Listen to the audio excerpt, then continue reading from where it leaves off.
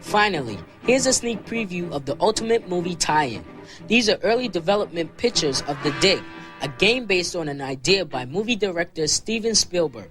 It's an adventure set up in deep space, which will eventually include some pioneering new graphics techniques and an amazing array of colors. But don't hold your breath waiting for the release of The Dig on the big screen. It proved too expensive for a film budget, so Spielberg just ditched the movie and went right along with the game version of the film that never was. It's showing next year on a computer screen near you.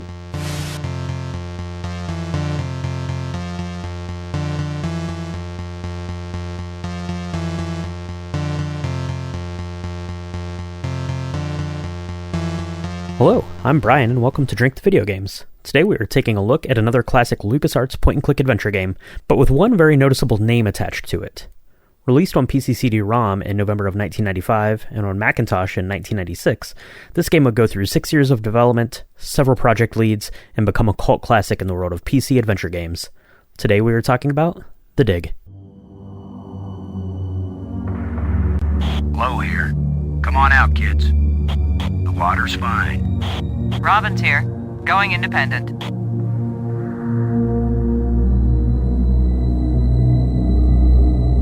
Welcome to the wonderful world of space.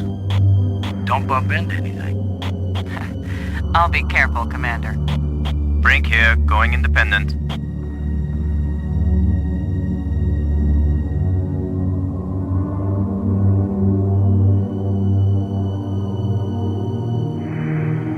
Howdy, Brink.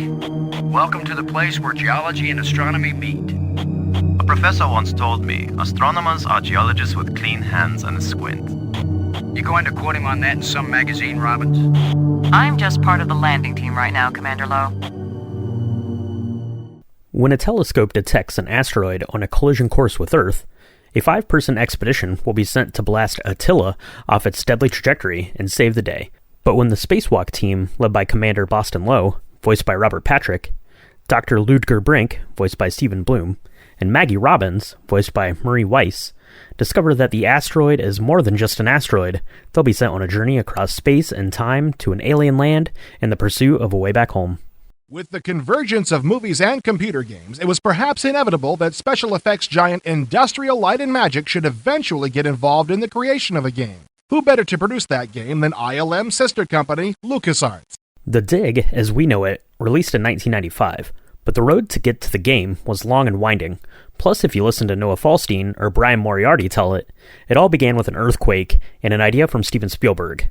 An idea that began life as an episode idea for Spielberg's Amazing Stories television series that ran from 1985 to 1987. Last mission encounters the unbelievable. An amazing story directed by Steven Spielberg. A magical midnight meeting turns monstrous. An amazing story directed by Robert Zemeckis. 2 great stories, 3 great stars. Kevin Costner, Kiefer Sutherland, Christopher Lloyd. Amazing adventures, amazing stars, amazing stories, the movie. Monday at 8 on Channel 11. Now, Spielberg knows a good idea when one comes across his desk, so one of the story ideas for his anthology series was too good for the TV screen and became the feature-length film, Batteries Not Included. And another idea he had was too ambitious for the small screen and the big screen, but it might be just right for his friend George Lucas's software company, Lucasfilm Games. So how does an idea for a sci-fi television show make its way to the software company? It begins with a call from Spielberg to game designer Ron Gilbert, who had co-created Maniac Mansion in 1987 and had just wrapped Indiana Jones and the Last Crusade, of which Spielberg was a fan. So I met a lot of amazing people, when working at Lucasfilm Games, and I think one of my favorite was Steven Spielberg. Now, Spielberg truly is an amazing person. Spielberg was a true gamer. It's like he really did love games. He played them a lot, and he could talk about them nonstop. And whenever he was in town visiting George, he was always drop by the games group and see what we were working on. Now, he wouldn't just stand there, nod politely as we demoed the game. You could not get 2 minutes into the demo before he was wrestling the joystick or the mouse out of your hand. Now, I grew up idolizing George Lucas and Steven Spielberg, and here I was, about to get in a fist fight with one of them over a joystick or a mouse. It was just oddly surreal to me. Now, of course, being Steven Spielberg does have its privileges. Now, when he would get stuck in Monkey Island, he would not call the 1-800 hit line or log into CompuServe. He would just call me. It's like my phone would ring, and I'd hear, "Hello, this is Diana. I have Steven on the line. He needs some hints for Monkey Island. Can I connect you?" Now, the first few times, this was thrilling. After spending 10 minutes on the phone with Steven Spielberg giving him hints on your game, you can just pretty much go home for the day. You can pretty much go home for the whole week. But after a while, I would be poking my head into Noah's office, and I'd be saying, "Spielberg's on the phone. Do you want to talk to him?" And he'd say, "No, I talked to him last time. Let's see if Dave wants to talk to him. I don't think Dave has talked to him in a while." It became this Spielberg hot potato. It's like how quickly the exciting can become the mundane. Okay, there actually is a point to this story. I got a chance to work with Spielberg on a project we did at Lucasfilm called The Dig.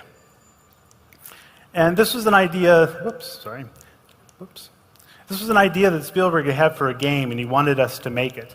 And Noah Falstein and I were first of many project leads to be assigned to the project before it came out years later. A meeting gets scheduled, and on October 17th, 1989, the first meeting for what would become The Dig gets held at Skywalker Ranch. But that meeting would be cut short by the Loma Prieta earthquake, an ominous sign for the start of a new game. Now, who was all at this meeting? That kind of depends on who you ask. A 2020 article in PC Gamer states that the meeting took place between Spielberg, George Lucas, Ron Gilbert, and Noah Falstein. Brian Moriarty, who is credited with some story elements for the game, states in an interview with Adventura that the entire Lucasfilm Games creative team was there, but doesn't specifically name Spielberg or Lucas. But I think we can safely assume that they were there. It was Spielberg's idea and George Lucas's office, after all. Whoever was at the meeting that day, the team emerged with some key pieces in place. Steven Spielberg would be providing the outline for the story, Noah Falstein would be the lead game designer for the project, and science fiction author Orson Scott Card would be writing the dialogue. Now it's time to get to work. Wait a minute, what's that? Indiana Jones and the Last Crusade was a major success? Put a pin in the dig, we have to go make Fate of Atlantis, and Noah Falstein, you're coming with us. Now, Falstein does say in an interview with the Dig Museum that he spent about 18 months working on the project before taking the position of assistant creative director for the games group, but in that time, no real programming had been done beyond one of his puzzle sections. His original vision for the game would have had modern survival RPG elements, rationing food and water to survive the alien planet, but alas, none of Falstein's concepts would survive to the final version of the Dig. One of the last projects I worked on at LucasArts was the Dig, which went through a lot of iterations.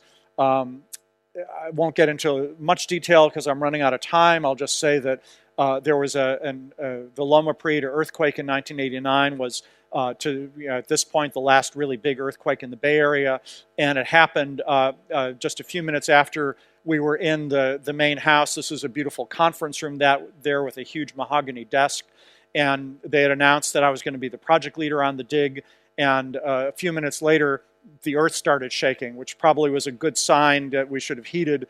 We all ended up piling under this desk and weathering the earthquake. It was pretty dramatic. But it went on to other project leaders. There were actually 4 of us who worked on it over time. Ended up looking quite different.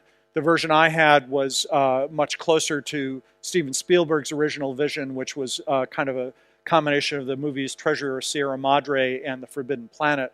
This is an alien daycare center. This is stuff you've probably never seen because it never was in the game that was released. So Brian Moriarty would take over the project and begin reworking some of the story aspects of the Dig, and LucasArts is ready to formally announce the project in spring of 1993. Hand-drawn artwork of 4 astronauts surrounding a subterranean light source and the title The Dig feature prominently on the 6th issue of the Adventurer magazine, published in spring of 1993. Inside, a small featurette lays out the Dig. The headline reads, "Deep Trouble in Deep Space. Steven Spielberg and LucasArts team up to create The Dig." And the article says the game will be released in winter of 1993. The magazine doubles down on that in the company store section of the issue, showing an advertisement for The Dig coming fall of 1993, and to call for more information. Now, we know that the game didn't release in fall of 1993, or in winter of 1993, but something did happen that year. Brian Moriarty leaves LucasArts, and the project would be handed over to Dave Grossman. Perhaps the best thing about the Dig is that it breaks the mold. There are no transporters, no hyperdrives, no cyberspace, and no blasters. The gameplay deals with human issues: fear, love, hatred, tragedy, betrayal, heroism. These are the things which mainstream society demands from quality entertainment and are characteristics the Dig possesses in abundance. In one scene, a character finds himself in a comic situation which abruptly turns horrifying when you realize that the guy will have to be maimed in order to escape it. These unique elements are rarely seen in a computer game. They lead me to expect great things from the Dig when it's released next spring. Now, Dave Grossman had been with the Dig team since the start. He'd worked alongside Noah Falstein at the beginning of the project, helping to oversee some of the story elements as well as some of the artwork. But with the Dig moving to the back burner for LucasArts, Grossman moved on to other projects: The Secret of Monkey Island and the sequel to Chuck's Revenge in 1990 and 1991, and The Day of the Tentacle in 1993. By the time Grossman took over the project, there were some pieces in place, but his job largely was to trim what needed to be trimmed, axe what needed to be axed, and save what could be saved until the final project leader, Sean Clark, could assume the trouble position. In an interview in issue number 7 of the Adventurer magazine from winter of 1994, Steve Dodderman, the director of development, and Hal Barwood, who was lending a hand on the story and development side, this pair talks about the upcoming game, including Spielberg's involvement in it, including the creation of puzzle ideas, situations, and character development. The article is also worth taking a look at because it contains screenshots of an earlier version of the game and makes mention of carrying on the production begun by Brian Moriarty. The interview doesn't mention either Dave Grossman or Sean Clark by name, but it does state that LucasArts was anticipating a winter of 1994 release. However, the following issue, number 8, from the summer of 1994, has a snippet about the game moving to PC CD-ROM and being led by Sean Clark, but the advertisements in the company source section was nowhere to be found, so maybe by this point, even LucasArts was growing skeptical this game would ever happen. So it seems like this game development is going to need a little boost. Let me take a quick break so Michaela from Drink to Movies can help me mix up a life crystal cocktail to get some life into the game and to help Sean Clark get it over the finish line. Michaela, how are you doing today? Welcome back to Drink the Video Games. Oh, thanks so much for having me. This is awesome. Awesome. Yeah, you've been along for the ride here as I've been making my way through the LucasArts point-and-click adventure games. So hopefully you're doing well out there. And maybe today we're finally talking about a game that you heard of. This game released in 1995. It was produced and it came from an idea from Steven Spielberg. So maybe it did. It was kind of a big deal when it came out, back in our childhood years. But have you ever heard of The Dig, Michaela? Oh, yeah. I've heard of The Dig. I think I might have played it on somebody, like at somebody else's house, or I watched them play it, rather.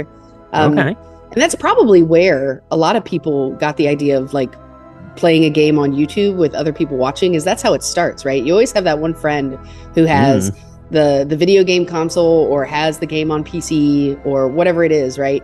I had a really good friend who had the Nintendo and then had the Super Nintendo, and I didn't have those things, so I would just go over there and watch her play video games. And so I do remember this one. It was a big deal when it came out.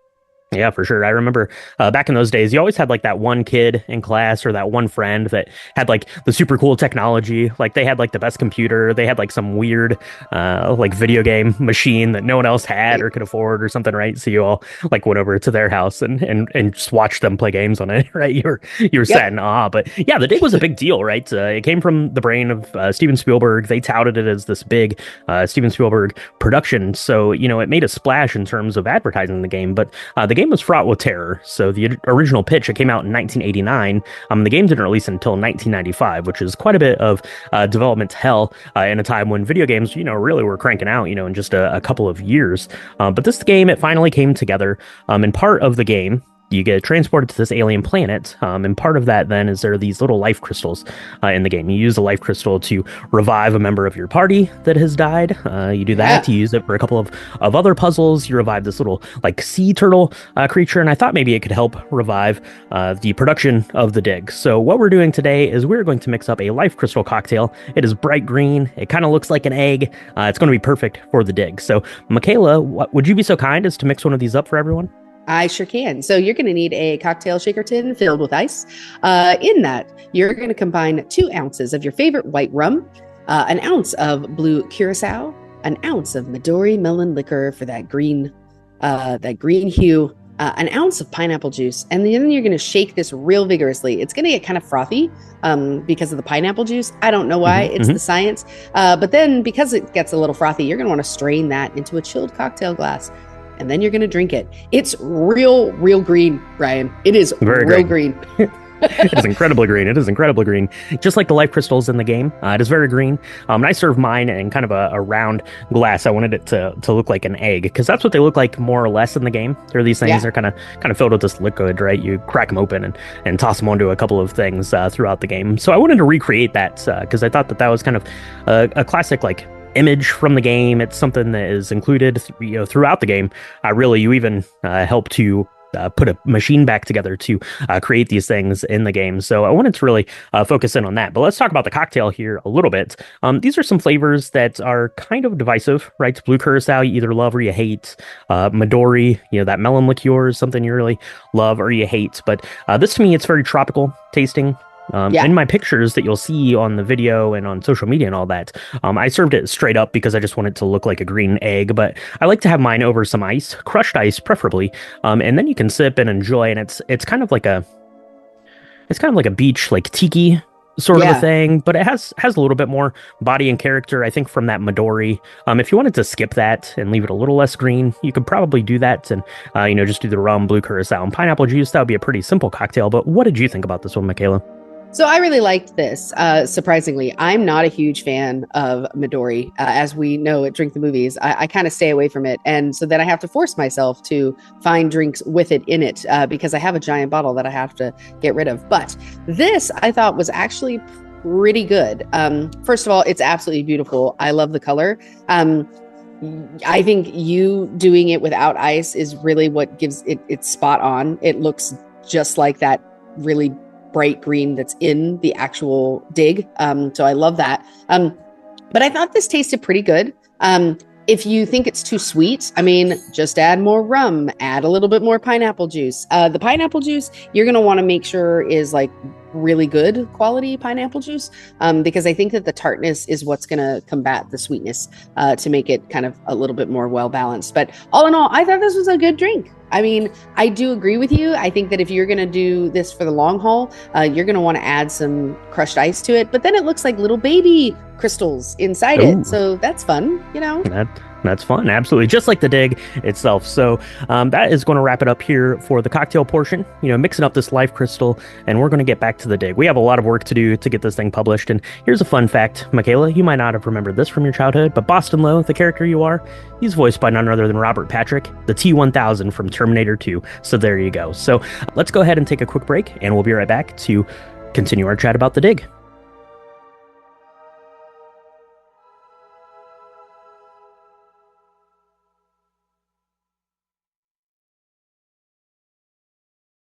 Now, as for Sean Clark, after wrapping up Sam & Max Hit the Road in 1993, LucasArts was finally in a position to prioritize the dig. Tim Schafer had his team working on Full Throttle, which left Sean Clark available to take over the lead of the dig. But this game had been in development for the better part of 5 years at this point. Computers had changed, technology had changed, and the leadership of LucasArts had changed. What once was touted as a Steven Spielberg production with industrial light and magic creating visuals for the game was now a bunch of pieces needing to be reassembled, reimagined, and recreated for a new age of CD-ROM drives. Sean Clark gets to work finessing story ideas and dialogue, and the game finally begins to take its final shape. As multimedia technology improves from year to year, LucasArts continues to produce games that are increasingly sophisticated. It may soon be that their game ventures are on a production level par with the films of their namesake, George Lucas. The current showstopper in production is called The Dig, and is based on an unpublished short story by Steven Spielberg. The Dig was not just any story, but turned out to be the seed for a much-loved Spielberg creation.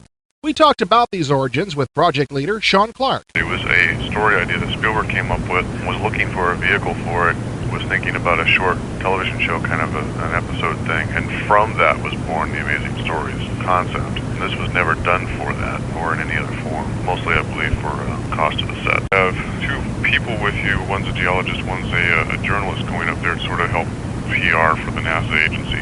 The three of you get whisked away to this alien world, and this is where the real story actually begins. It's got the pop-up inventory screen. It doesn't have the verb interface on the bottom of the screen anymore, like Booksam and Max.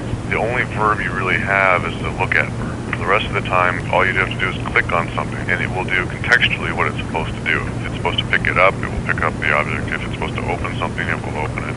If it's supposed to just say something about it, it'll just say something about whatever it is that you clicked on. So it makes the interface a lot breezier. You don't have to figure out which verb it is you're supposed to use with which object. The Dig will combine the human drama of the treasure of the Sierra Madre with the otherworldly setting of Forbidden Planet.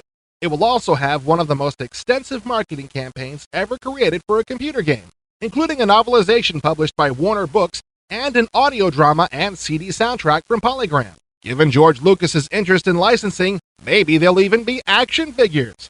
We'll find out when the Dig breaks through this October. William Eakin, credited as creating the game's art style, had been there from the start, submitting character designs for Falstein's version and creating environments for Moriarty's. He'd be credited with creating the final version's art style, as well as providing background art. William Tiller is credited as the lead artist on the final version of the game after being hired on to work in the art department for the Moriarty version, and taking over the lead artist position for Sean Clark. Peter Chan helped with the concept designs of the creatures, and Gary Brubaker was the lead programmer. According to an interview with the Dig Museum, Brubaker says he came in to program for Moriarty, who had a playable version of the game completed by the time he left LucasArts, and was then assigned to lead programmer under Sean Clark, and that the final piece of the game, at least on the programming end, was to get the music and interactive soundtracks included into the final game. This score had a really nice overlap between some musical feelings that I've carried my whole life and the emotional content of the game, which was about being away from home and wanting to get back to home, and the longing for home, but also the strangeness of a new environment.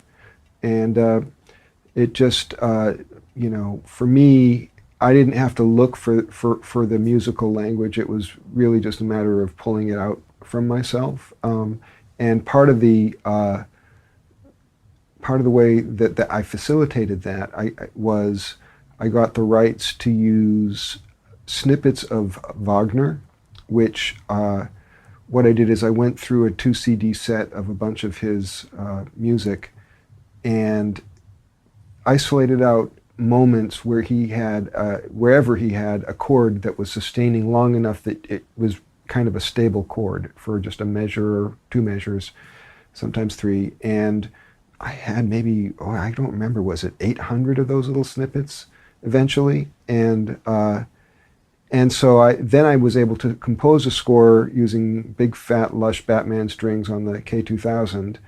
And for each moment of the music that seemed to call for it, I could just grab one of those snippets and blend it in underneath as a kind of orchestration trick, really. I mean, his orchestrations are so amazing and those textures are so rich, and the music I was writing was slow enough that I could just layer that in, almost like pouring in putty. And that really helped give it a lot of depth. So Michael Z. Land gets assigned to compose the score for the Dig, and he attempts to capture the emotion of the game alongside of the soundscape of an alien world. Pieces of Wagner's classical compositions were licensed, and a soundtrack of the game was released on CD in 1996, earning universal praise. And the voice acting for the game also begins to take shape. Dara O'Farrell serves as the voice director-producer for the Dig, and basically every LucasArts game that would follow. According to an interview with the Adventurer magazine in issue number 11 of winter of 1995, O'Farrell says he began work immediately on the Dig upon being hired by LucasArts in June of 1995. Robert Patrick, Stephen Bloom, Mary Weiss, Leilani Jones, David Lodge, and James Garrett are assembled to voice the game's characters, and now we can finally give the world its first look at the Dig. Houston, do you read? Over. We read, Commander. Go ahead. Houston, I've located the object. It seems to be some sort of personal computer. We copy, Commander. What's it doing?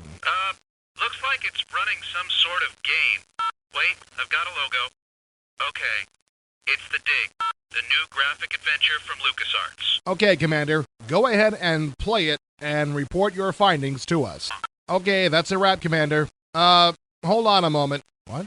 Oh. Commander, the President wants to know whether you think he should buy the Dig or not. President, huh? Well, I'd say that playing the Dig is not as important as balancing the budget, but if you're a hardcore should probably give it a look. If you're hoping for a story that has all the richness and emotional involvement of a good movie, however, steer clear, as it'll only frustrate you. Over and out. The demo for The Dig would be released in the LucasArts Archive Volume 1 in its second release window in 1995. The Dig in its entirety would finally be released to the world in November of 1995, a mere 6 years and 1 month after that first meeting with Spielberg at Skywalker Ranch. Initially, sales looked promising, moving about 300,000 copies by early 1998, but given the development time, the team changes, the redesigns, The Dig was never going to be a commercial success, but it did prove that a huge epic idea could be turned into a graphical adventure game. Reviews from the outset were pretty spotty. Critics said that the graphics lagged behind, the puzzles were obtuse, the voice acting was uneven. I think at the end of the day, the game was burdened by expectations that could never have been met. And where did Steven Spielberg and ILM fit into all of this? According to Rogue Leaders, the story of LucasArts by Rob Smith, Spielberg was initially interested in doing a movie later on to fill in some of the remaining story elements, and most of the interviews I read state that Spielberg was pretty hands-on early in the process, having several meetings and telephone calls with the team, but time got away from everyone. Jurassic Park and Schindler's List moved to the top of the priority list for the director, and LucasArts eventually just wanted to get this thing out the door. As for ILM, they did 3 FMV cutscenes for the game, of which 2 got used in the final product, according to Gary Brubaker's interview with the Dig Museum. Despite its rocky development and underwhelming release, given some time, the game would come to be fondly remembered, ranking at number 92 on the list of best adventure games of all time by Adventure Gamers, and is called a sci-fi classic by The Gamer in 2022. And if playing The Dig isn't in your cards, you can read the novelization by Alan Dean Foster that released in January of 1996.